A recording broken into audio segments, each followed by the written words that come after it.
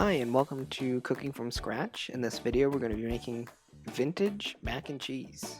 So to begin we're going to start with about 2 pounds of cooked elbows. This is going to make a pretty large casserole. And we're also going to add 1.5 cups of milk to our cooked elbows.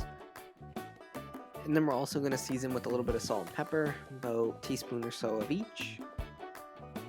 And then I'm going to add a pound or so of American cheese.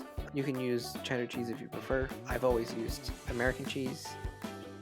And just going to combine all of this together.